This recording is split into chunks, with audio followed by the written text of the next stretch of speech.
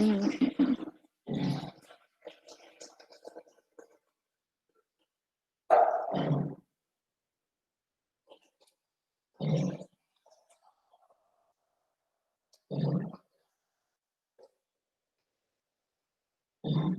ok, ahí le acepto a Melanie que acabo de entrar.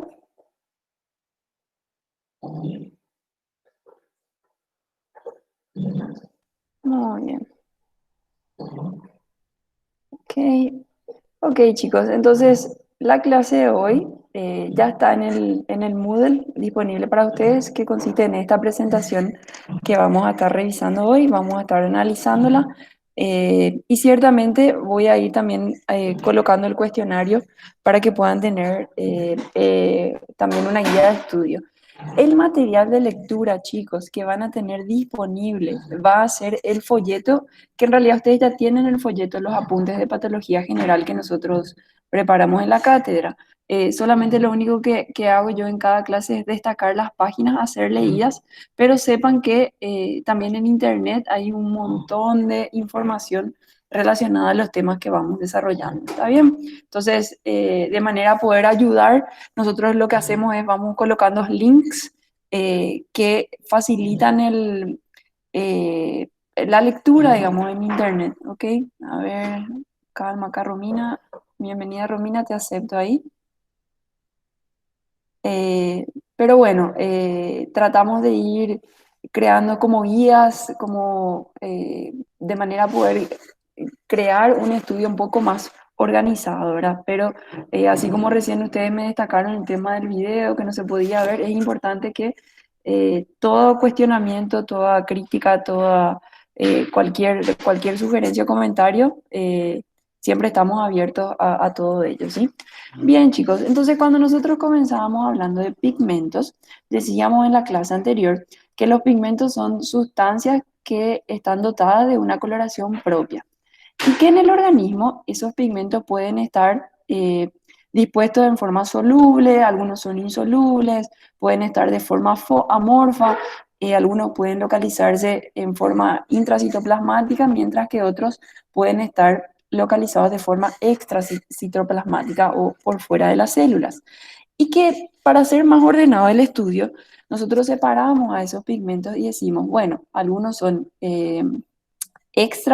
perdón, son producidos en el interior del organismo, mientras que otros son producidos fuera del organismo, es decir, son pigmentos exógenos. Sin lugar a duda, cuando hablamos de patología, la mayor importancia en términos de enfermedad o de alteraciones constituye o está dada por los pigmentos endógenos.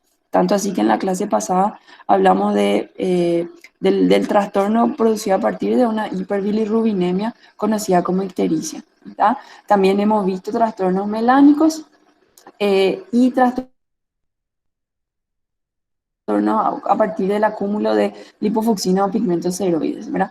Pero sin lugar a dudas, la ictericia constituye una de las enfermedades más importantes dentro de nuestra profesión y que es importante que ustedes reconozcan esa importancia, reconozcan los mecanismos patogénicos de producción. ¿Por qué? Porque todo eso, como yo les decía en la clase pasada, todo eso va finalmente a desencadenar en una buena terapéutica para los animales, ¿verdad? Indistintamente que ustedes vayan a dedicarse a producción o a clínica de pequeños, ¿verdad? Si están teniendo un cuadro, por ejemplo, infeccioso de babesiosis, con un cuadro hemolítico enorme en esos bovinos, o un cuadro de leptospirosis en esos bovinos con una mortandad enorme, si ustedes no reconocen qué tipo de ictericia, que en este caso sería la tipo 1, ustedes no van a poder instaurar una terapéutica adecuada en esos animales y la mortandad, la pérdida económica y la pérdida en todo ese hato va a ser enorme, ¿verdad? Y lo mismo cuando hablamos de pequeños, ¿verdad? O sea, de pequeños animales hay un montón de, de situaciones involucradas, ¿verdad? Un poco de sentimiento, un poco de plata, pero finalmente todo repercute en que su trabajo como futuros médicos veterinarios tiene que estar dado a partir del conocimiento adecuado de estas patologías que le estamos presentando. Entonces, para mí, eso es lo más importante, acumular estos conocimientos en realidad para que a futuro ustedes puedan incorporarlos en la vida práctica y estén preparados para eso, para hablar con propiedad y vuelvo a repetir con la palabra profesionalismo. ¿Ok? Entonces, cuando nos referimos a este tipo de capítulo en patología, nosotros nos ponemos a pensar y decimos, bueno, si hablo de sustancias que tienen un color, grado de partículas que van a dotar de color a esas células o a esos tejidos, ¿por dónde entran? ¿Cuáles son las puertas de entrada? Entonces, básicamente tenemos que pensar que son tres, ¿ok? Digo, bueno, puede ser parenteral, cuando hablo de vías parenteral, es todo lo que esté paralelo a la parte entérica. Entonces, es decir, todo lo que no entra por boca o todo lo que no entra por tubo digestivo, en realidad constituye una vía parenteral. ¿Quién entra ahí? Entra vía venosa o vía sanguínea, ¿verdad? La piel también es considerada como una vía parenteral. ¿Ok? Entonces, perforaciones directas, inoculaciones por sangre o por vía sanguínea son vías catalogadas como parenterales. Lógicamente que vamos a ir viendo hoy también, existe una inhalación o existe, perdón, existe una ingestión en el caso de vías digestivas, es decir, vamos a ver que ciertas partículas que contienen pigmentos pueden ser igualmente digeridas y absorbidas a nivel de lo que es el tubo digestivo. ¿Ok? Y cuando hablamos de la vía erógena, estamos refiriéndonos a sustancias que tienen una posibilidad de entrar por vías aéreas. A ver, un segundito acá, que los compañeros siguen entrando. Y chicos, vamos, mira, son las 10:09, ¿está? Solo por una cuestión de organizar la clase, tratar de que todos ingresemos un poquito antes, ¿sí? Ok, ahí ya admití al último para no interrumpir el teórico. Bien, chicos, entonces reconocemos estas tres vías de entrada. Vía parenteral, vía digestiva y vía aerógena. Entonces, si nos ponemos a pensar en esta primera vía de entrada, hablamos de la vía aerógena. Entonces, reconocemos aquí, ¿verdad?, todo lo que es el sistema respiratorio, caracterizado por cavidad nasal un poquito más superior o vías aéreas superiores, cavidad nasal, laringe, ok, laringe, aquí tráquea, la bifurcación de la tráquea a un árbol bronquial y las ramificaciones bronquiales para finalmente terminar en lo que son los alveolos. Entonces, si yo me pongo a pensar en esta vía de acceso, pienso primeramente en patología, hablamos de la primera condición de pigmentos exógenos, que ciertamente es lo más común que vemos por vía erógena, que son el ingreso de partículas de polvo de carbón. Las partículas de polvo de carbón tienen una característica de que son livianas, son pequeñas e ingresan con gran facilidad en todo ese sistema respiratorio. Y tienen una característica de que no cursan con una reacción inflamatoria o con una respuesta inflamatoria en los animales. ¿Tá? ¿Dónde vemos? O sea, ¿cuál va a ser nuestra población target, nuestra población objetivo a sufrir este tipo de ingreso de partículas? Van a ser aquellos animales que lógicamente son cosmopolitas, que viven en ciudades, aquellos que están cerca de canteras o de minas. Y acá ciertamente en Paraguay no hay muchas minas, pero sí hay canteras y hay producción de carbón, ¿verdad? Entonces, en todos esos lugares va a haber gran desprendimiento de partículas de polvo de carbón, ¿verdad? Hemos visto una relación altísima de animalitos que viven con personas fumadoras y en animales de caballo o caballos de tiro, en realidad, que se realizan más o que trabajan sobre todo transportando carbón o son más animalitos de trabajo que viven próximos a emisiones de carbón, ¿verdad? O a áreas próximas de emisión de carbón. Entonces, decimos que y repetimos que estas partículas de carbón llegan a los pulmones por vía aerógena.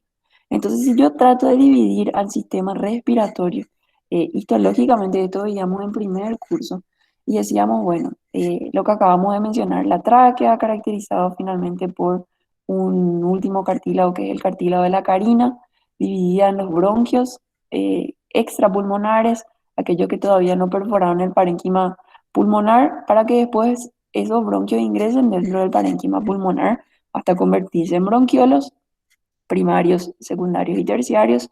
Y finalmente, todo ese sistema respiratorio termina simplemente en una dilatación única, conocida como alveolos, que va a ser la porción en donde se realiza el intercambio gaseoso. ¿Está? Eso hasta ahí nos acordamos todos, ¿verdad? Solo que nosotros tratamos de dividir estas porciones anatómicas en porciones de acuerdo a la funcionalidad que tengan. Entonces decimos, la tráquea, la carina y los bronquios extrapulmonares son una porción de conducción. Su función única y sencillamente es vehiculizar el aire, ¿está?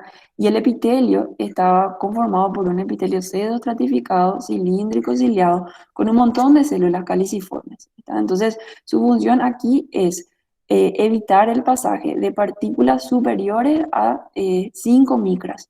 Entonces, todo lo que tenga mayor a 5 micras, eh, los cilios, ¿verdad? Y las células caliciformes, a partir del catarro o a consecuencia de un estornudo, entonces todo eso tiene que ser eliminado de esta porción de conducción. Eso es fisiológico, eso tiene que suceder. Ahora, cuando yo hablo de una porción de transición, yo hablo de esa porción histológica que ya, no, ya va perdiendo los cilios, ¿está? Y tiene una menor cantidad de células caliciformes. Entonces, si las partículas superiores a 5 micras logran pasar esta porción, chicos, entonces es muy difícil para el sistema mucociliar limpiar eso, ¿está? Porque el aparato mucociliar entonces está bien dotado en estas porciones superiores, ¿ok? Y la porción de intercambio, entonces, es neta y exclusivamente o funcionalmente, en realidad está preparada, adecuada, acondicionada las estructuras histológicas para realizar un intercambio de gases. Entonces, el dióxido de carbono abandona los capilares alveolares e ingresa entonces una molécula de oxígeno, realizándose así el intercambio o hemostasis. ¿Ok? A ver, segundo que me está sonando en el oído acá, los piqui piqui de los que quieren entrar. Entonces, a ver, Claire está y Rodrigo, ¿ok? Son los últimos, porque si no, cuesta concentrarse un poco, ¿sí? A ver, y Verónica. Bien, ¿ok? Entonces, identificamos las tres porciones funcionales del aparato respiratorio. Entonces, si nos detenemos a mirar esta imagen histológica, esto es un corte real de microscopía electrónica, de microscopía óptica, perdón, del laboratorio. Entonces, nosotros observamos aquí todo este espacio que ustedes ven acá es el espacio alveolar. Entonces, una dilatación que proviene de los bronquiolos. Y este alveolo estaba recubierto por dos tipos de células, los neumocitos tipo 1 y los neumocitos tipo 2. Entonces, los neumocitos tipo 1 preservan una capacidad fagocítica, ¿ok? Entonces, ellos tienen la capacidad de aún todas aquellas sustancias que hayan anómalas, que hayan caído al interior de este espacio, entonces ellas todavía tienen la capacidad de poder fagocitar y de destruir esas sustancias. Están ayudados por una célula que no está fija a esa membrana basal alveolar, que son los macrófagos alveolares. Entonces, los macrófagos alveolares tienen una característica de ser móviles y de estar sueltas, paseándose en el interior de los alveolos. Y tal cual actúan tipo unos guardias ahí. Ellos están paseándose sin más que funcionalmente perseguir el único objetivo de fagocitar sustancias extrañas. ¿Ok? Y cuando hablo de los neumocitos tipo 2, ellos son los encargados de sintetizar la sustancia o el líquido surfactante, ¿ok? Que es encargado entonces de que este alveolo o de que estos alveolos no colapsen y eso pueda estar distendido una vez nacido el individuo. ¿Está bien? Entonces, cuando nosotros comenzamos hablando del acúmulo de polvo de carbón en el aparato respiratorio, específicamente en el pulmón, nosotros denominamos a esa condición como antracosis pulmonar. ¿Ok? Entonces, cuando yo hablo de una antracosis pulmonar, me refiero a que partículas de carbón que poseen un tamaño entre 1 a 5 micras, ¿está? Ingresaron o penetraron, vencieron toda esa barrera mucociliar que acabamos de presentar, ¿ok? ¿Por qué? Porque decimos que partículas superiores a 5 micras en realidad todavía tienen la capacidad de ser expulsadas. ¿Está? Ahora, ¿qué pasa con estas partículas de carbono, de carbono? Ingresan, recorren todo eso, ese sistema que acabé de presentarles, hasta finalmente llegar a los alveolos pulmonares. ¿Ok? ¿Y con quién se encuentra dentro de esos alveolos pulmonares? Se encuentran con los neumocitos tipo 1, con el tipo 2 y con los macrófagos alveolares. Entonces, esas partículas en realidad van a sufrir una fagocitosis. ¿Tá? Y la primera célula que se encarga de degradar, en realidad no de degradar, sino que de fagocitarle a esas partículas van a ser los macrófagos. ¿Ok? Y esos macrófagos ellos tienen un circuito, no es que ellos quedan simple y sencillamente dentro del alveolo. Recuerden que ellos ejercen una función o una migración linfática. Ellas son células también presentadoras de antígeno que lo que hacen es llevan esa sustancia fagocitada y tienen que presentarles a otras células que puedan colaborar con la degradación o con la lisis de los mismos. Entonces, si fuese un agente infeccioso, sucedería lo mismo. En este caso, estamos hablando de una partícula inerte que es un polvo de carbono. Pero no obstante, el circuito, chicos, es exactamente el mismo. O sea, el macrófago sale del alveolo para ubicarse en el parénquima de ese pulmón, es decir, de forma extraalveolar. Y una vez en el parénquima, en realidad tiene que tomar el torrente linfático y acceder a los linfonódulos más próximos. ¿Tá? El linfonódulo más próximo a todos ellos van a ser los mediastínicos. ¿Tá? Y a partir de ahí, ¿qué pasa? Todo el sistema linfático, ¿verdad? O cuando recuerden y vayan repasando un poquitito de esto, todo el sistema linfoideo está asociado uno con otro. Entonces, de ese, eh, de ese linfonódulo mediastínico vamos a tener un circuito a los traqueales, a los traqueobronquiales y así sucesivamente. O sea, que si yo tengo partículas de carbón, ¿verdad? Fagocitadas que surgieron a partir de una fagocitosis intraalveolar, ese camino va a seguir recorriendo a los demás linfonódulos, ¿está? Pero principalmente vamos a estar viendo entonces estas partículas de carbón principalmente en los macrófagos y en los linfonódulos bronquiales, ¿está? Ahora, decimos que, ¿qué es lo que sucede? Que partículas que tienen menos de 0,5 micras en realidad son sustancias extrañas que pueden ser fagocitadas por macrófagos. Pero el macrófago, una vez que fagocita esa sustancia, en realidad no le degrada, o sea, no tiene el sistema enzimático para degradarle ni incluso para reconocerle.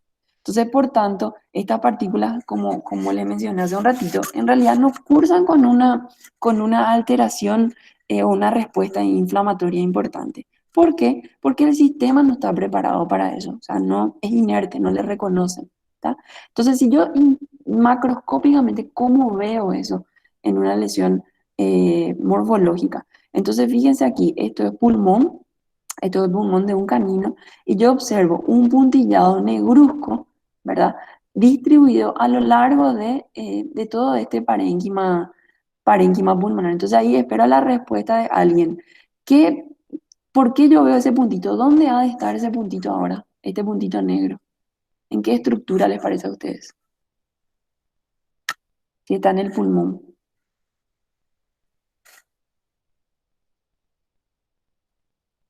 ¿Alguien? No importa la respuesta. Chutar En los una. alveolos. En los alvéolos. Entonces, si está en realidad en el alvéolo, ¿quién es el que le está fagocitando ahí? El macrófago. Bien, está el macrófago. Entonces, lo que estamos viendo ahí en realidad son cada puntito que ustedes están viendo, está en realidad son las partículas de carbono que están siendo fagocitadas o que ya están en el interior del macrófago alveolar. ¿Ok? Entonces, yo veo todo eso como un puntillado multifocal. Ven que es bien multifocal, no es coalescente. Entonces, es bien multifocal, es bien miliar y en realidad implica que la fagocitosis intracitoplasmática de esa partícula de carbono. ¿Okay? ¿Y dónde va a llevarle ese macrófago? Habíamos dicho que tiene un circuito linfático. Entonces, a partir de ese macrófago, esto va a llevar ese contenido a los linfonódulos bronquiales.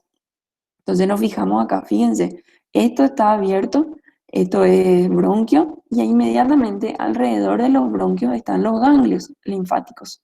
Entonces, fíjense, al corte o a la superficie de corte, yo observo que esos linfonódulos ahora están súper negros, ¿está? Entonces, en realidad están negros porque todos esos macrófagos que ustedes están viendo acá, que fagocitaron ese carbono, ahora están migrando a esos linfonódulos.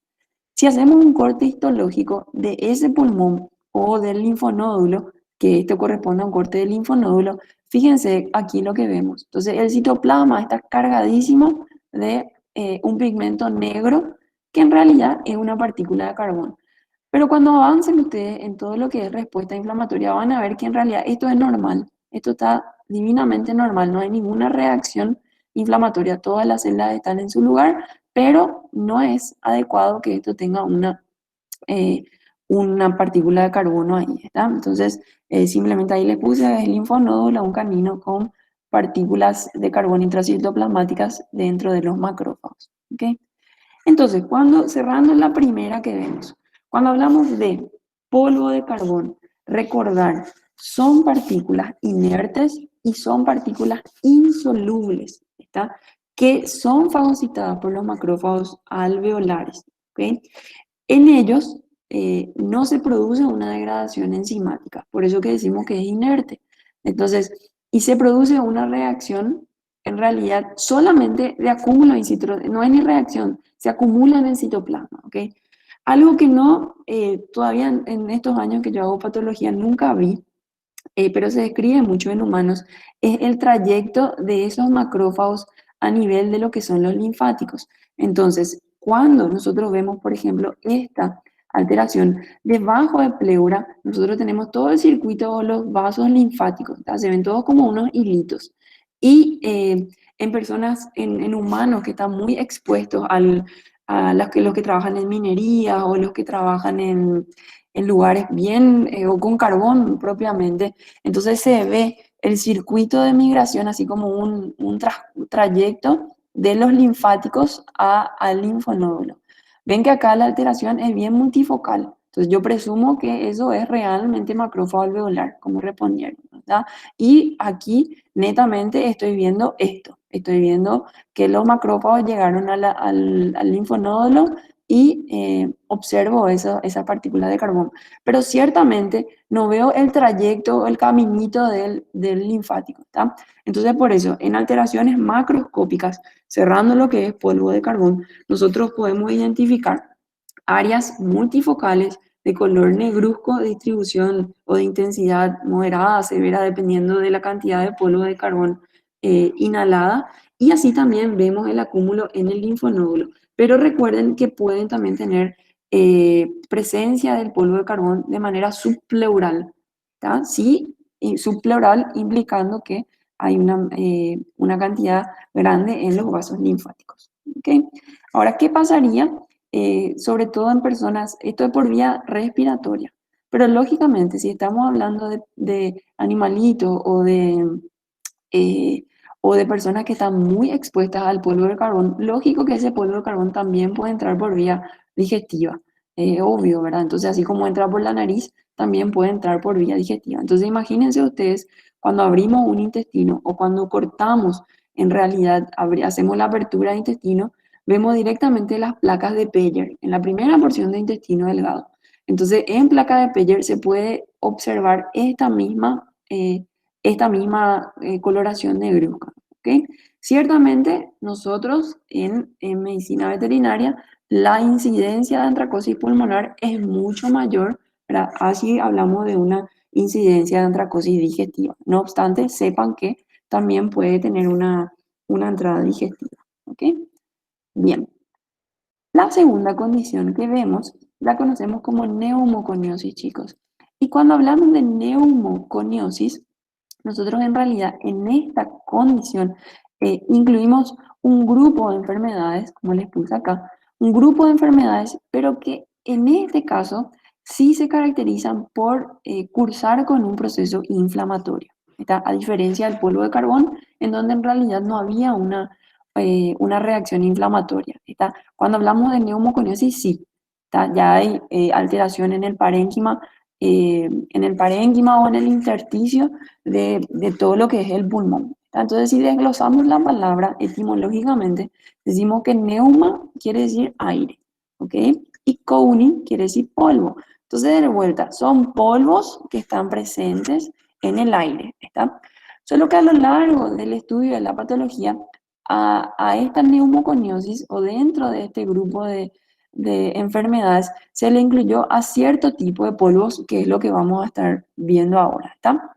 Y esos polvos son fagocitados, ingresan nuevamente, pasan todo el circuito respiratorio, llegan hasta los alveolos, se encuentran una vez más con el neumocito tipo 1, tipo 2, ¿verdad? Son fagocitados, pero, ¿verdad? En esa respuesta, o perdón, en ese proceso de fagocitosis, el macrófago tiene la capacidad de poder liberar factores proinflamatorios, ¿ok? Y vamos a ver, le puse un gráfico ahí. Entonces, en esa liberación de factores o de citocinas proinflamatorias, en ese proceso de presentación de antígeno, cursa con una reacción fibroblástica y enfisematosa. Es decir, proliferan fibroblastos, ¿está? Y cuando hablamos de enfisema, enfisema significa el acúmulo de aire o el acúmulo de mayor cantidad de aire en una estructura.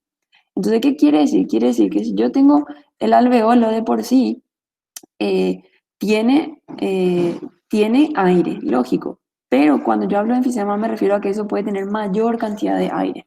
Y vamos a ir viendo por qué. Entonces, si yo hablo de los agentes agresores que forman parte de la neumoconiosis, a esos polvos específicos, esos polvos van a ingresar, ¿ok? Por todo lo que es la vía respiratoria, van a ser fagocitados por esos macrófagos alveolares para poder que esos macrófagos alveolares en realidad presenten ese antígeno o presenten ese polvo ahora. ¿Ok? Y a partir de esa presentación de antígeno va a liberarse o van a liberarse unas respuestas o una liberación de citocinas proinflamatorias que desencadenan en una alveolitis inicialmente, en una inflamación de esos alveolos con migración de los fibroblastos.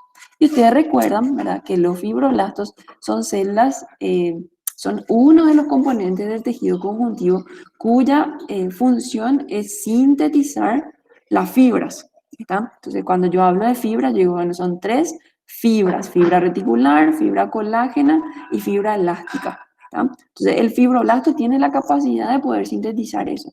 Específicamente, cuando hablamos de neumoconiosis, el fibroblasto sintetiza gran cantidad de fibras de colágeno, ¿está? Y al aumentar la síntesis de colágeno, es tan exacerbada la producción del colágeno que el organismo no le da el tiempo ni el sistema se satura y la degradación de ese colágeno va en una relación inversamente proporcional. Entonces, yo tengo demasiada producción de colágeno en ese momento y ese colágeno no se está pudiendo degradar, por lo tanto tengo un cuadro importantísimo de fibrosis. Entonces, se imagina más o menos ya cómo está el pulmón de esa persona o el pulmón de ese animalito ahora. Ahora está teniendo una fibrosis o tiene un, eh, una cantidad importante de fibras de tejido conjuntivo ahí que están ocupando un espacio que inicialmente no tenía que estar siendo ocupado. ¿Está? Entonces, si yo en un esquemático diseño veo, vamos a concentrarnos en esta del medio, ¿sí?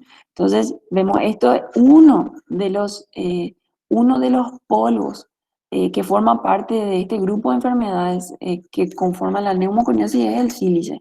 Está el sílice, el asbesto, también está descrito el bismuto, el antimonio, ¿verdad? Un montón de polvos, ¿sí?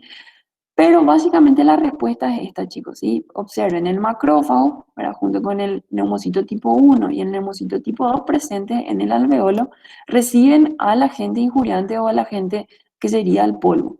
Ese macrófago va a fagocitarle a ese polvo, ¿verdad? Y a partir de esa fagocitosis, entonces se libera un factor proinflamatorio que va a estimular la producción de o la proliferación de fibroblastos a nivel pulmonar, ¿ok? Entonces, se produce un factor fibrogénico, ¿está? O un factor que produce un estímulo a la proliferación de fibroblastos, ¿está? Y con ello entonces comienza la producción de colágeno, ¿está? Porque yo tengo mayor cantidad de fibroblastos y por tanto tengo mayor cantidad de colágeno. Entonces fíjense acá, de lo que era esta estructura normal, ahora yo estoy teniendo una estructura que ya pasa a tener una alteración eh, fisiológica, ¿ok? Y por tanto ya se convierte en un estadio patológico, ¿está? Con esa proliferación de fibroblastos, específicamente en el caso del sílice, entonces también se produce una reacción linfocítica. Entonces yo veo que los fibroblastos están acondicionados acá periféricamente, ¿está? Y por otro lado, esa respuesta inflamatoria o con las citocinas proinflamatorias, entonces se produce un mayor acúmulo de linfocitos. Entonces, fíjense, los linfocitos están dispuestos ahora en todo lo que era el espacio alveolar realmente y se forman como pequeños nódulos, ¿ok? Entonces, por un lado yo tengo una reacción fibroblástica, pero imagínense si todo este fibroblasto está dispuesto alrededor de los alveolos. Esto, si yo me traspolo y les paso esta imagen de aquí, a ver si se entiende. Opa. Y yo estoy más o menos a este nivel. Imagínense si acá a este nivel yo estoy teniendo gran cantidad de fibroblastos. ¿Viste? ¿Qué va a pasar con el alveolo que está al lado a ustedes? ¿Qué les parece? ¿Se va a quedar más grande, más chico? ¿Qué va a pasar con los demás alveolos? Si yo estoy teniendo una proliferación acá fibroblástica alrededor. Se van a comprimir, Bien, doctora. ¿está? Pero ¿qué pasa? Unos se van a comprimir, pero el animal todavía no muere. Entonces, ¿qué van a hacer los otros alveolos? Unos se comprimen, unos se achican. Perfecto. Y eso nosotros decimos atelectasia. Pero ¿qué va a pasar? Algunos que todavía no tienen la proliferación fibroblástica, ¿qué van a experimentar para poder suplir el trabajo ajeno? ¿Un agrandamiento, doctora? Un agrandamiento, así mismo. Entonces, yo digo, por un lado, unos van a sufrir un colapso, ¿verdad? ¿Por qué? Porque algo le está presionando a este nivel. Así mismo. Entonces, uno colapsa, unos cuantos colapsan, pero existe una sobredilatación de otros alveolos. Y esa distensión mayor de otros alveolos para intentar suplir o reemplazar la función de aquel que está alterado, entonces eso constituye un cuadro de enfisema. Es decir, yo tengo mayor acúmulo de aire dentro de esa estructura alveolar. ¿Ok? Entonces, cuando veo este dibujito acá, a ver, taca, taca, acá. Entonces, fíjense, ciertamente este es lo que trata de traer esta imagen, es que existen tanto unos alveolos y lógicamente si el proceso avanza, voy a tener unos bronquiolos también distendidos. Pero ¿por qué tengo esa distensión o ese enfisema? Tengo ese enfisema a partir de que tuve una reacción fibroblástica, a partir de que tuve una compresión de alveolos vecinos y consecuentemente voy a tener una sobredistensión gaseosa, ¿ok? Muy bien. Entonces, básicamente cuando hablamos de neumoconiosis, decimos de que sí hay una reacción importante de fibroblastos. Y el primero, ¿verdad? Si tenemos que enumerarle a quiénes son esos polvos específicos que entran dentro de la neumoconiosis, hablamos de el sílice, ¿está? Entonces, el sílice en la naturaleza está básicamente presente en estas dos formas químicas, como dióxido de silicio o silicato de sodio. Estas son simplemente las formas en que están presentes predominantemente en la naturaleza. ¿Y dónde nosotros, o sea, dónde están realmente, en qué estructura o dónde se localizan? Se localizan en minas y se localizan en lugares que trabajan mucho con porcelana. Entonces, todas las industrias que trabajan con porcelana, con cemento, minas, canteras, incluso se describe también en vidrierías, en la fábrica de elaboración de vidrios. Entonces, hay gran liberación de polvos de sílice, ¿está? Y esos sílices, entonces, son liberados al aire, ¿está? Al interior entonces de los macrófagos. Esos macrófagos tienen lisosomas en el interior. A partir de esos lisosomas hay ruptura de esos lisosomas y estamos viendo cómo a partir de esa liberación de factores proinflamatorios también va acompañado con un daño a la membrana de los lisosomas. Si el lisosoma se rompe, ¿qué pasa con esa célula? Imagínense que el lisosoma está roto ahí dentro de ese macrófago. ¿Qué va a pasar ahora? Se liberan las enzimas. Se libera, pero ¿qué pasa si, por eso que el lisosoma Se siempre está digiere la célula. contenido? ¿Eh? La célula se digiere. Claro, exacto. Porque cuando nosotros pensamos en enzimas lisosomales, nosotros decimos, ellas tienen que estar, son enzimas hidrolíticas ácidas que tienen la capacidad de degradar muchas de las sustancias que se introducen dentro del citoplasma de ese macrófago, ¿está? Entonces, imagínense que ahora no tienen más membrana. Entonces, todas esas enzimas que degradan, que lisan, que rompen, que destruyen, ¿está? Ahora mismo van a estar sueltas en ese citoplasma. Entonces, tal cual ahí alguien respondió, lo que van a hacer esas enzimas lisosomales es lisarle a ese macrófago, degradarle a ese macrófago. Entonces, ya habíamos visto que el proceso de fagocitosis propiamente dicho ya libera enzimas proinflamatorias. Y por otro lado, la lisis de otra vez ese macrófago que se está destruyendo va a estimular aún más la mediación de factores de la inflamación, va a estimular aún más la proliferación de fibroblastos y lógicamente a partir de eso va a estimularse muchísimo más el depósito de colágeno en ese intersticio, en ese parénquima pulmonar. Y recordar que estas lesiones aquí, el depósito de colágeno es una lesión irreversible. Cuando comenzábamos el año hablando de lesiones reversibles o irreversibles, ¿dónde yo le pongo a este tipo de lesión? Le pongo lesiones irreversibles. Yo no puedo hacer desaparecer ese colágeno del lugar donde ya fue instaurado porque en realidad constituye una fibrosis. Y la fibrosis es una cicatriz, ya no puede desaparecer. Entonces, el problema consiste en que todo el ciclo se va repitiendo. Si esa persona o si ese animalito está próximo a esa fábrica que acabé de mencionarles, entonces todo el circuito sigue repitiéndose. ¿Por qué? Porque el estímulo continúa, porque las partículas de sílice van entrando al organismo y así sucesivamente. Básicamente, ¿en qué termina esto? En muerte. ¿Está? Porque va a tener ese pulmón, va a estar con un indurado, va a estar duro, va a tener gran cantidad de colágeno ahora y lógicamente que los espacios alveolares van a ser incompatibles con la vida debido a que van a estar completamente colapsados. Hasta un tiempo puede, el proceso de patogenia puede cursar con un enfisema, ¿ok? Pero imagínense que el proceso avance y se vaya depositando más cantidad de fibroblastos, incompatible con la vida, ¿correcto? Entonces yo trato de ver en una imagen macroscópica cómo lo que se ve. Entonces, a diferencia del polvo de carbón que acabábamos de ver hace un ratito, fíjense cómo este es un corte de parénquima pulmonar. Entonces se observan, las partículas son mayores o el área de alteración negra que ven aquí es mayor, es multifocal, pero puede ser coalescente.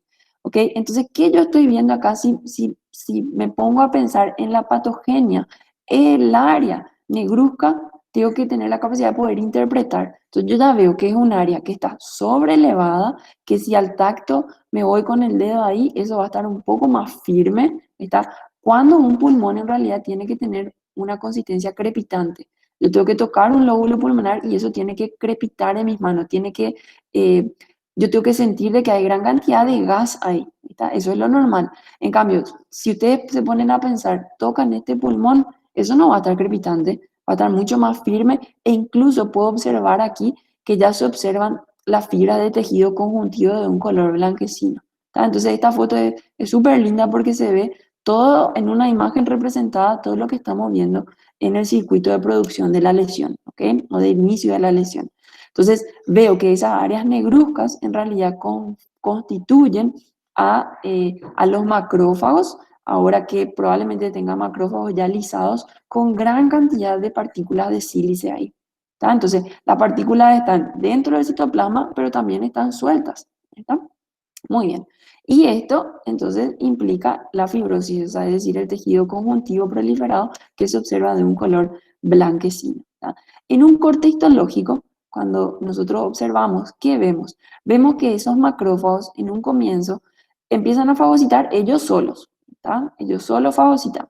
Pero el macrófago tiene la capacidad de poder unirse a otros macrófagos para poder intentar combatir al agente injuriante, formando esta gran célula que es una célula gigante, es una célula multinucleada que en realidad es la reunión de varios macrófagos. Entonces acá, si yo me pongo a ver esto, es la partícula o el pigmento exógeno de dióxido de sodio, silicato de sodio, en realidad que son partículas de sílice, y este macrófago igual, aunque por más de que intente degradar esa partícula, no lo consigue y ya una reacción fibroblástica va a estar sucediendo en el intersticio.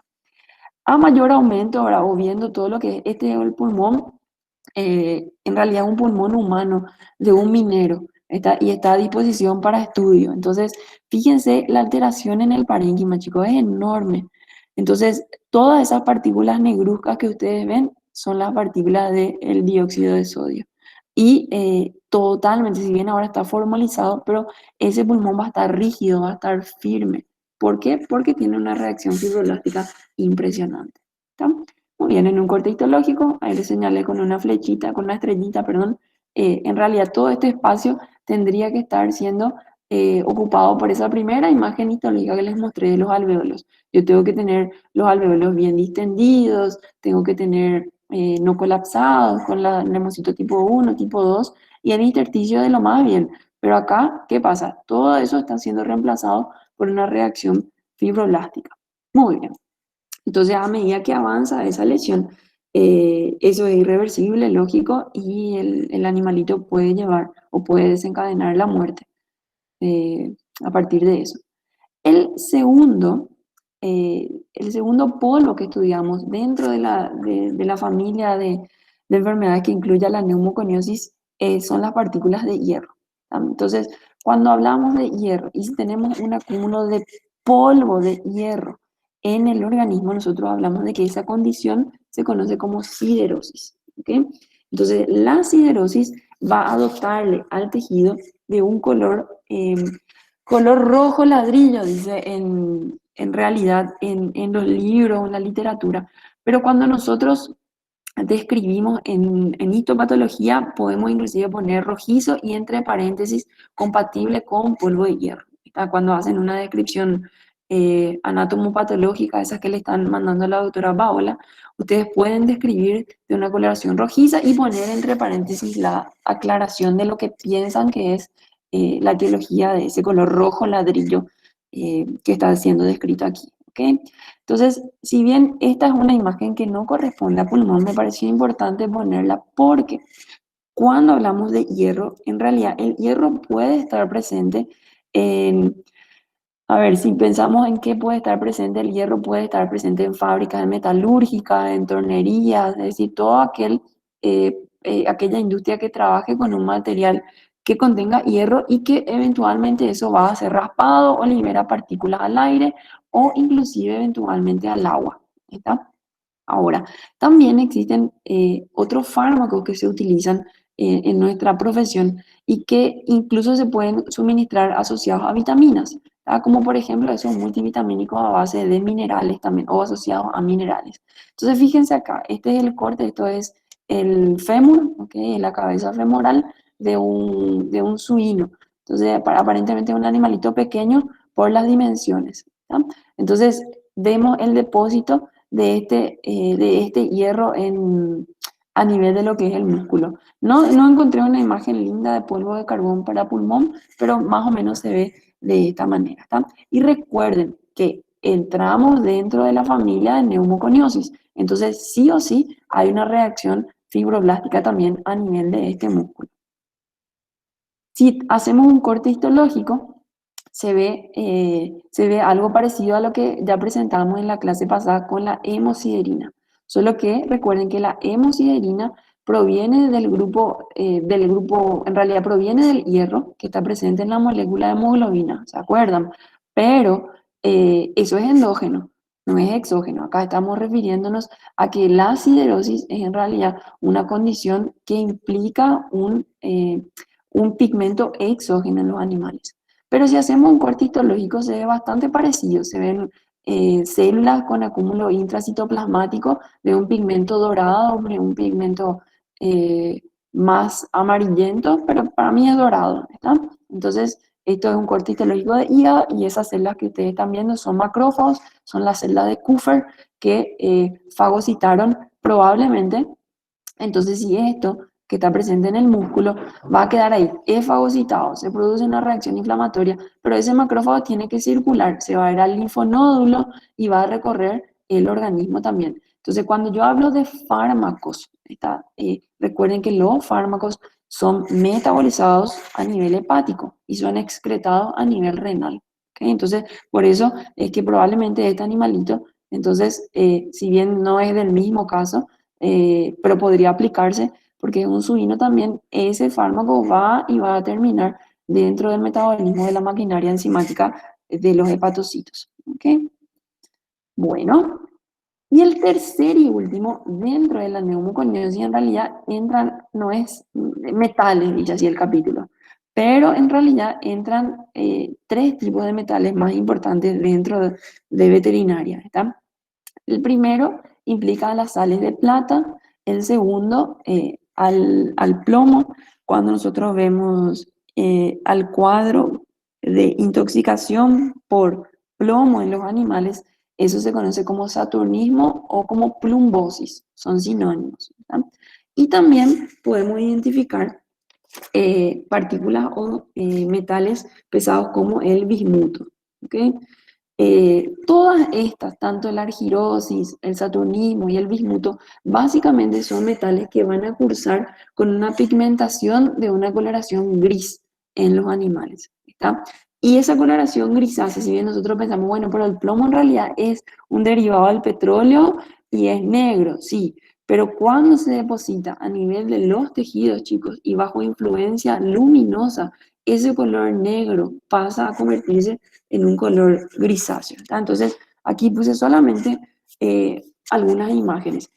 Cuando nosotros pensamos sobre todo en plomo, el plomo se localiza en gran, así mucha cantidad, y es un problema enorme que tenemos a nivel del país, en baterías viejas, también como desecho de las imprentas, de las industrias gráficas, en todo lo que es soldaduras, también encontramos mucha cantidad de plomo, en la pila también tiene plomo y anteriormente, hace unos años, todo lo que es combustible, la gasolina en sí, tenía gran cantidad de plomo, pero hace unos años, si bien tiene todavía cierto componente de plomo porque deriva del petróleo, en realidad se trata de reducir las cantidades de plomo presentes en la gasolina. No obstante, están presentes.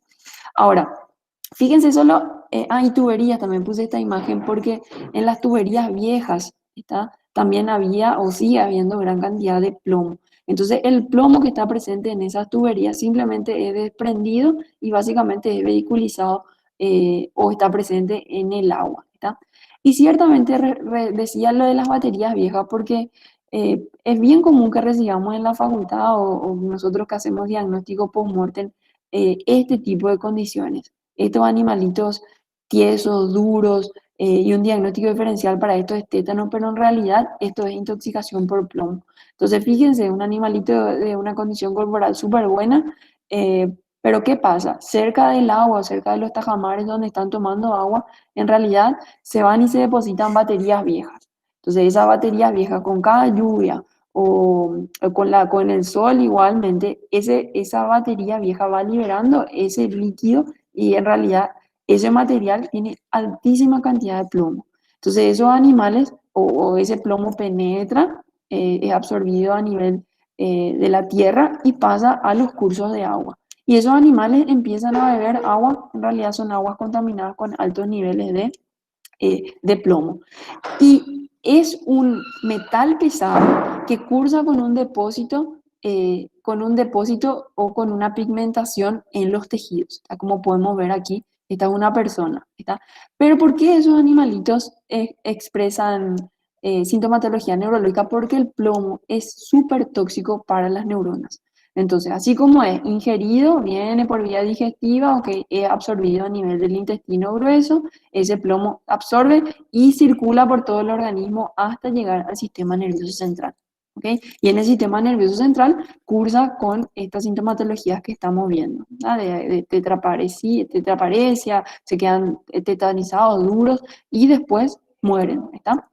Esta otra imagen también es en realidad una realidad que la vivimos diariamente, infelizmente. Entonces, fíjense la cantidad de desechos que hay y junto con esos desechos sí o sí hay pilas, ¿ya? Sí o sí hay pilas, sí o sí hay baterías y sí o sí hay metales pesados ahí, de plata inclusive. Entonces, esa niñita probablemente esté aspirando, así como el perrito, aspirando esos metales pesados y ingiriendo, lógicamente, con el agua que esté próxima ahí en la región, ¿ya?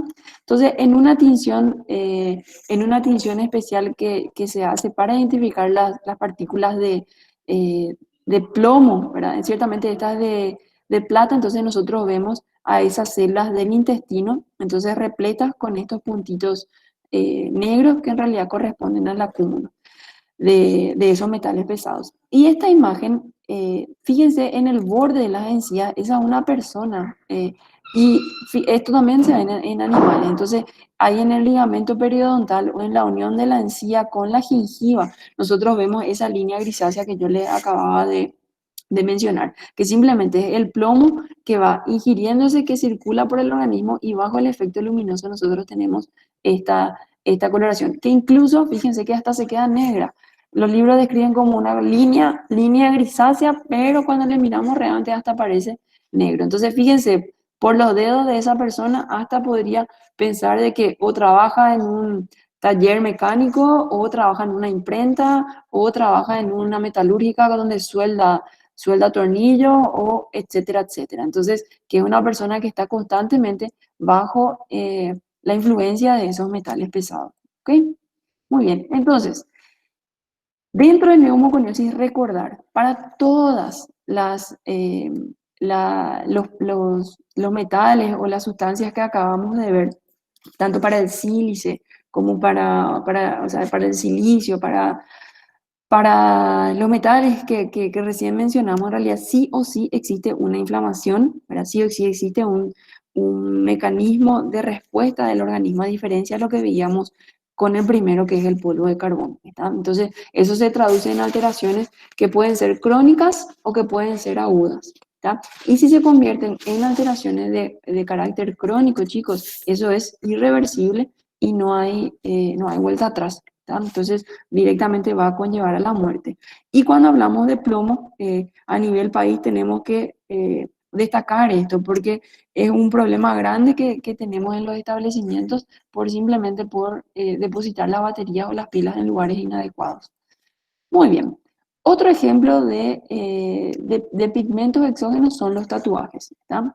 Entonces, los tatuajes, a mí me pareció interesante colocar de dónde viene la palabra. Viene del tahitiano. El Tahití es una isla que está cerca de Oceanía y forma parte de todo lo que es la Polinesia. Entonces, fueron ellos los que primero empezaron a denominarle a- al término porque, porque implicaba en las culturas antiguas, no sé si eran maoríes o no, pero son culturas ancestrales que en realidad golpeaban repetidamente con pigmentos vegetales para ellos tatuarse en realidad el cuerpo. Y la palabra del origen en realidad viene de tatau, que significa golpear repetidamente, ¿ok? Entonces, en veterinaria, ¿verdad? Ciertamente en humanos eh, tiene otro enfoque, ¿verdad? No nos hacemos numerito para identificarnos, sino más bien por una cuestión más de gustos, ¿verdad? Pero en medicina veterinaria, la utilización de pigmentos exógenos como tatuaje en realidad es utilizado para un método de identificación. Sí, ciertamente antes de ayer vi unas imágenes de unas personas que le tatuaban a los animalitos. Solo que eso implica rasurar el pelo, y eso trae un montón de consecuencias para el animal. El pelo está por algo y la melanina está por algo en la piel de los animales. Entonces, realmente es inadecuado esa práctica que se está viendo ahora en países, ¿verdad? Lo cierto y concreto es que el tatuaje, ¿verdad? Es un pigmento que se deposita de forma extracelular, ¿está? En la mayoría de las veces. Nosotros también podemos verlo en el interior de los macrófagos. Pero en línea general, chicos, el pigmento se localiza entre las fibras del tejido conectivo, ¿tá? Entonces está dispuesto ahí. Y es o es un conjunto de sustancias que en realidad no cursan con un proceso inflamatorio, ¿tá? Entonces, si bien cuando se hace el tatuaje se te queda solamente un poquito inflamado o vascularizado, pero en realidad pasa unos días y eso queda sin ninguna alteración, ¿ok?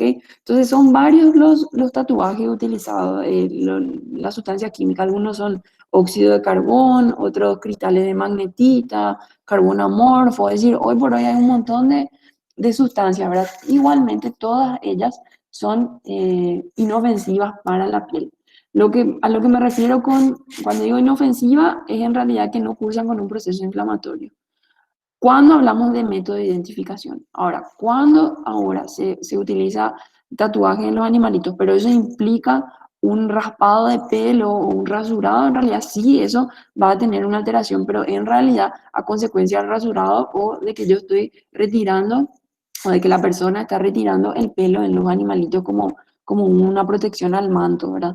Entonces, en veterinaria esto es lo que vemos, tanto en caninos como en animales de producción en lugar de usar las caravanas en animales de producción, entonces se tatúa o la oreja en la cara externa, en la cara interna o incluso en región abdominal también, es decir, pueda visualizarse la, eh, donde pueda visualizarse el pigmento, ¿ok? Entonces, esto es lo que más vemos, esto es tinta china, ¿verdad? Que básicamente es un componente de todos los componentes que acabé de mencionar, ¿sí? De óxido de carbón, cristales de magnetita, y es inofensivo para el animal. Muy bien. El último que vemos, entonces, como pigmento exógeno son los pigmentos carotenoides. Entonces, ahí en la imagen nosotros nos referimos a que esos pigmentos carotenoides entran dentro de los lipocromos, ¿tá? ¿Por qué lipo? Porque en realidad son pigmentos grasos, ¿ok? Y lipocromo, lipo es de grasa y cromo que tiene color. Entonces, entran dentro de una familia de lipocromos y junto con los carotenoides que forman esa familia, forman las xantinas también. Pero básicamente para medicina veterinaria, nosotros tenemos coloración normal. ¿Está? Ojo, si pongo esto, por ejemplo. Entonces, esta imagen es normal, correcto. Yo veo gran cantidad de carotenoides en las plumas, en el pico, en los ojos. ¿Está? Entonces, eso es normal. Los carotenos se caracterizan porque entran dentro de una familia que posee coloración o pigmentos de coloración rojiza, naranja y amarilla. ¿Está? Esas son las variaciones de color. Y hablamos de que están los alfa y los beta. ¿Está? Entonces recuerden que cuando hablamos de beta, ¿está? De beta caroteno, a ver si le suena a alguien, ¿qué hace el beta caroteno? ¿Para qué sirve? ¿O para qué de repente dicen, ay, voy a tomar un jugo de zanahoria en verano? ¿Para qué se hace eso? Antioxidante no es, doctora. Muy bien, es un antioxidante. Pero ¿qué otra cosa? A ver, alguien alguna dijo, toma, o tu mamá te dijo cuando eras chico, toma muchísimo jugo de zanahoria porque te va a ayudar ¿a qué era que te ayudaba? Si A tomabas tus mucho jugo de ojos. zanahoria. ¿A qué era? A tus A la ojos. vista, A la por la vista, muy vitamina bien. A. Muy A bien. la Entonces, vista.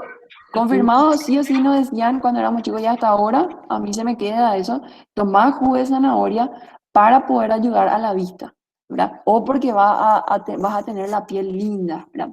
Entonces recuerden, el beta caroteno está muy, muy presente en todas las estructuras que son, o todos los componentes vegetales de color naranja. Está uno de ellos, un ejemplo, es la zanahoria. Pero ¿por qué eso? Es importante en realidad para la visión que nos decía, porque en realidad el beta caroteno es un precursor de la vitamina A. Y la vitamina A es fundamental para todos los epitelios. ¿Está? Es una vitamina esencial para el buen funcionamiento de todos los epitelios en el organismo. Entonces, y decía yo, cuando era verano y te decían, toma jugo de zanahoria porque te vas a broncear, porque ciertamente esa vitamina A va y migra al tejido epitelial, a la epidermis y en realidad hace o estimula la función también de los melanocitos. ¿Ok? Entonces, la presencia de carotenos en el organismo está dada simple y sencillamente a partir de la ingesta de productos de origen vegetal. ¿tá? Tanto así que esos carotenos van a condicionar el color en ciertos tejidos, ¿tá? Por ejemplo, cuando yo abro una gallina casera, ¿verdad? Y una gallina que come balanceado, ¿cuál va a ser más amarillenta? Probablemente. O el tejido adiposo, ¿cuál va a ser más amarillo? La gallina La casera. gallina casera, ¿por qué va a ser más amarillo? ¿Qué come más la gallina casera en relación a los demás, a las demás aves de producción? Restos de Maíz verduras de la casa y eso también. o verdura. Verdura, pero ¿qué le da el color Ya. amarillo? Maíz, Bien, está, entonces el maíz. Entonces cuando yo hablo de maíz, ¿verdad? Maíz, acá está el ejemplo, maíz, zapallo. Entonces esa gallina casera, sí o sí, se le da el grano de maíz, ¿cierto? O sea, se le da de forma normal. Es muy raro que en una granja, en realidad esas aves sean alimentadas en menor proporción son alimentadas con balanceados, ¿está? Principalmente comen maíz. Entonces cuando abrimos ese tejido adiposo, vamos a ver que ese tejido adiposo es sumamente amarillento. ¿Por qué? Porque tiene una pigmentación de origen exógeno que es a base de carotenos, ¿ok? Y ese pigmento es localizado en forma extracelular, ¿ok? Ahora, ¿con quién yo puedo confundir la si es de color amarillento que vimos en la clase pasada? ¿Con quién le puedo Con la confundir? bilirrubina, doctora. Con ictericia. Bien, bien, bilirrubina e ictericia. Por eso es importante que ustedes sepan diferenciar cuando yo tengo ictericia y cuando yo tengo un acúmulo patológico de carotenoides, ¿tá? Entonces tengo que poder tener la capacidad de diferenciar esa coloración. Ahora, nosotros decimos, bueno, pero eso es normal, o sea, si un animalito come gran cantidad de maíz, hasta llega un punto que eso es normal. ¿Cuándo? Existe demasiada cantidad de carotenoides en el organismo. Siempre de origen vegetal, recuerden, no va a tener otra fuente de ingreso. Entonces nosotros tenemos una acumulación patológica. Y específicamente en el hígado, cuando existe una mayor cantidad de pigmentos de carotenoides, nosotros podemos llegar a tener un desarrollo de fibrosis también a nivel hepático, ¿está? Y cursa con una cirrosis. Cuando hablamos de cirrosis, hablamos de fibrosis a nivel del parénquima hepático. Entonces, recordar, los pigmentos carotenoides son normales en el organismo, no obstante, si es que ellos están suministrados en gran cantidad, pueden cursar con ciertas alteraciones a nivel hepático, ¿no? Entonces, esta imagen puse solo para recordar lo que es normal y lo que no es normal. Entonces, yo no voy a decir de que esta ave, ¿verdad? O el águila, en realidad tiene una melanosis. No, la pigmentación de las plumas que tiene, en realidad es fisiológico, es normal. Ahora, si yo empiezo a abrir todo lo que es el tejido subcutáneo de este animalito o la grasa y veo un color negruzco, listo. Eso sí es un trastorno. ¿Por qué? Porque no tiene que estar la melanina localizada en esa posición, ¿está? Pero los ojos tienen que ser marrones, el pico tiene que ser negro, las plumas tienen que estar de este color, entonces tiene que tener esa proporción de melanina. Cuando hablo de estas aves, en realidad miren qué hermoso, no es bellísimo. Entonces yo veo que ellos tienen que tener toda esta coloración amarillenta, naranjada, en pico, ojos, plumas. ¿Por qué? Porque en realidad la base de alimentación es adecuada y tienen que ingerir los nutrientes vegetales que tienen alta cantidad de caroteno, ¿tá? Entonces eso es normal, no confundir, ni tampoco confundir al acúmulo patológico de carotenoides con ictericia. Muy bien. Esas son las clasificaciones más importantes dentro de lo que es medicina veterinaria. Ahora me pareció importante incluir algunas imágenes de algo que no vemos con mucha frecuencia, pero que en realidad constituyen también pigmentos de origen exógeno. La primera imagen es una fluorosis. Entonces, el flúor es un componente químico que en realidad puede estar presente en aguas, ¿verdad? Sí, en agua, en realidad estos animalitos se intoxican por gran cantidad de flúor. Y fíjense, el flúor causa una hipoplasia de esmalte. Entonces, el esmalte, esto tiene que estar todo pintado o tiene que tener una coloración blanquecina, está cubriendo todo lo que es el cemento y la dentina. Pero en estos animales se ve simplemente, ya se está viendo el cemento. Entonces no tengo la capa de esmalte. Entonces hay una despigmentación en realidad a consecuencia de una mayor cantidad de flúor en las aguas.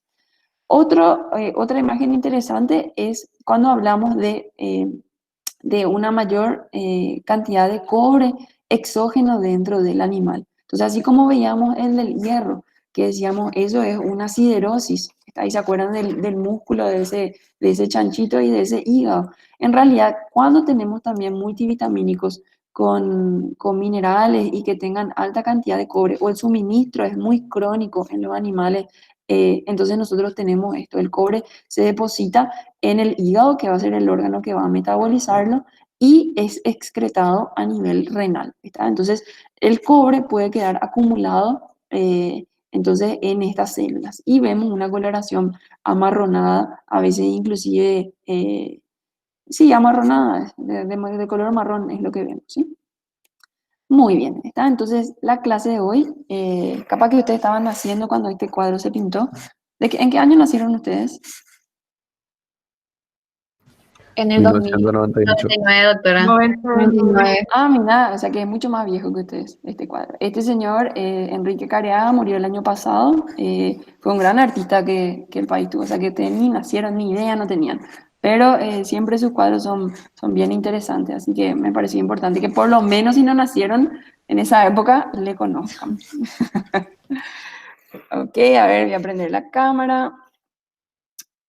Y a ver, tengo una pregunta ahí. Bueno, chicos, ¿se entendió? Entonces, la clase de hoy era hablar sobre pigmentos exógenos y cerrar todo lo que es pigmentos en el organismo. Y vuelvo a repetir, no obstante la presentación de pigmentos endógenos sea mayor en los animales, la importancia de los pigmentos exógenos también está presente. La importancia digo porque cuando hablamos de saturnismo, por ejemplo, ¿verdad? Llegamos a un establecimiento y nos muestran la boca de un bovino y ese bovino está todo pintadito ahí como la boca de esa persona que les puse. Y ojo con eso, ¿verdad? Porque quiere decir de que esos animales están tomando agua con gran cantidad de plomo. Entonces verificar, lo más común de todo es encontrar baterías, ¿verdad? Y cuando hablamos de animalitos que viven en casas que trabajan o en fábricas, ¿verdad? Que trabajan con hierro, con polvo de hierro, soldaduras metalúrgicas. También ojo con eso, porque eso entra dentro de lo que es dentro de lo que es el universo de neumoconiosis. Y bueno, y eso puede desencadenar un proceso inflamatorio crónico y hacer que la vida sea incompatible. ¿Está bien? A ver, ¿alguna pregunta? Vamos con partes. A ver, voy a leer algunas preguntas, vamos a hacerlas en voz alta.